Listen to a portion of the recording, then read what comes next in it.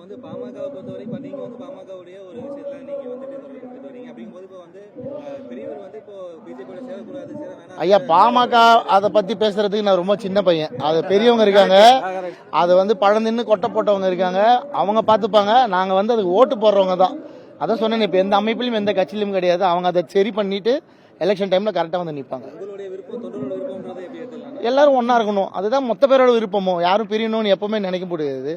அதுவும் இவங்க ரெண்டு பேருக்கு அப்பா மகன் அப்படிதான் போயிட்டு இருக்காது. அது நீங்க பிளவு கட்சி அப்படிலாம் யோசிக்க வேணாம். தந்தை மகனுக்கு உள்ள நடக்கிற ஒரு சின்ன உரசல், அவ்வளவுதான். 2 லட்சம் 3 லட்சம் ரொம்ப கம்மி பிரதர்.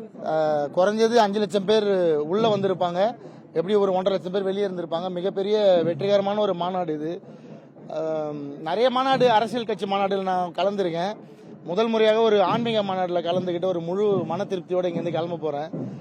இது தொடர்ந்து நடக்கணும். வருஷம் இது மாதிரி ஒரு ஆன்மீக மாநாடு நடத்தணும்னு இந்து முன்னணி அமைப்பை கேட்டுக்கிறேன். ஏன்னா இதில் சுத்தமாக அரசியல் இல்லை, முழுக்க முழுக்க மக்களுக்கான ஒரு விழிப்புணர்வு. அவங்க கலாச்சாரத்தையும் அவங்க அறத்தையும் அவங்களோட வாழ்வியல் முறையை எப்படி பாதுகாத்துக்கணுன்றதை வந்து ஒரு ஒரு பெரிய ட்ரெய்லர் பார்த்த மாதிரி இருந்தது. அது இதுதான் முதல் முறையாக நடக்குது. ரொம்ப மகிழ்ச்சி. எப்போ நம்ம வந்து கடவுள் பற்றி பேச ஆரம்பிச்சிட்டோமோ அப்போ அரசியல் ஆட்டோமேட்டிக்காக உள்ளே வந்துடும். ஆனால் இங்கே யாருமே வந்து யாரையும் காயப்படுத்தியோ யாரையோ தாக்கியோ எல்லாம் பேசலை. இந்து மத கடவுள்களை தாக்கி பேசினவங்கள 1-2 பேர் சுட்டி காட்டினாங்க. இனிமேல் பேசாதீங்கன்னு ரெக்வஸ்ட் வச்சாங்களே தவிர இங்கே அரசியல் பெருசாக பேசப்படல. முழுக்க முழுக்க ஆன்மீகம் கலந்த விழிப்புணர்வு மக்களுக்கு எப்படி இருக்கணும்ன்றதை பற்றி தான் நீ மாநாடு இருந்தது. ஐயா, எப்போ நம்ம ஆன்மீகம் அப்படின்னு பேசுகிறோமோ அதுக்கப்புறம் அப்போ எதிராக நாத்திகம் வந்து நிற்குது இல்லையா? ஆன்மீகம் பற்றி பேசுகிறப்ப கண்டிப்பாக நாத்திகம் எதிர நிற்க தான் செய்யும். நாத்திகம் பற்றி பேசுகிறப்ப ஆன்மீகம் எதிர்க்க இருக்க தான் செய்யும். இதை தவிர்க்க முடியாதது. அது எப்படி தவிர்க்க முடியும்? ஸோ அவங்க நாத்திகத்தை வளர்த்தவங்க, இவங்க ஆத்திகத்தை வளர்க்க போகிறாங்க. அது பெரிய தப்பால எதுவும் பேசல. அவங்க அதை சம்பந்தப்பட்டவங்கன்னு சுட்டி காட்டினாங்க, அவ்வளவுதான். நான் ஒரு முருக பக்தரா, இவ்வளவு பேர் ஒரே இடத்துல கந்த சஷ்டி கவசம் பாட போறாங்க.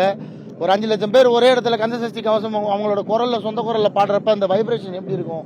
அதுவும் இல்லாம மதுரை எனக்கு ரொம்ப பிடிச்ச ஊர். நான் வந்து ஏதாவது ஒரு நல்ல நிகழ்வுல மதுரையில கலந்துக்கணும்னு நினைச்சேன். அது இவ்வளவு பெரிய நிகழ்வு அமையும் நான் எதிர்பார்க்கல. ரொம்ப சந்தோஷமா இருந்தது இன்னைக்கு இந்த நிகழ்வுகள்ல ஒரு முருக பக்தராக வந்து கலந்துக்கிட்டேன். நான் எந்த அமைப்பிலும் இல்லை, எந்த கட்சியிலும் இல்லை, இந்துவா ஒரு சனாதனவாதியா வந்து கலந்துக்கிட்டேன். செய்திகளை உடனுக்குடனும் துல்லியமாகவும் தெரிந்து கொள்ள சப்ஸ்கிரைப் பண்ணுங்க.